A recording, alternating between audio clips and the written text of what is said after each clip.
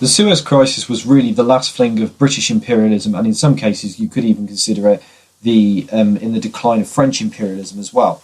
Now, in 1952, the Egyptian generals revolted and they got rid of King Farouk and replaced him with Colonel Nasser.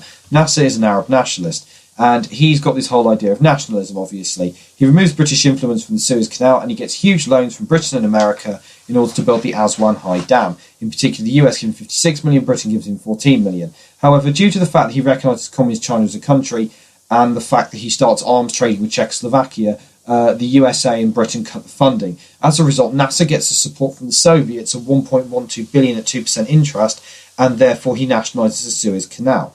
Now, this is quite important because Britain and France don't like that due to the fact that it's strangling their resources in the empire. So what they did was France approached Israel for military assistance against the Egyptians, and the idea was, the plan was by Britain and France was that Israel would attack Egypt, and the idea is that Britain and France would step in order to effectively protect their property, therefore putting the canal back under their control.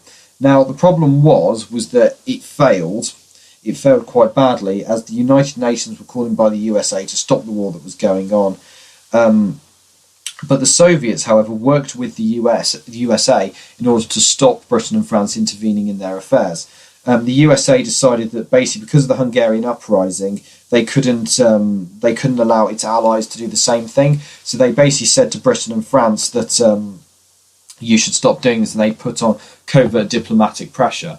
The USSR, meanwhile, Khrushchev publicly threatened to nuke Britain, France and Israeli troops at the canal. So it is seen as a diplomatic triumph for Khrushchev, despite the fact Eisenhower should get most of the credit.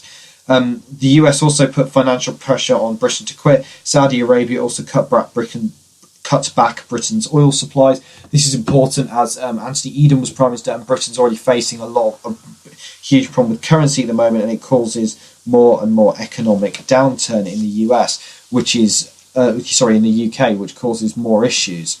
And it can be considered the last fling of British imperialism because it's really the last time we act on our own. However, it does show that both peaceful coexistence can work, and the US and the USSR can work together to stop other countries intervening, and Nasser got to build his dam and keep the canal.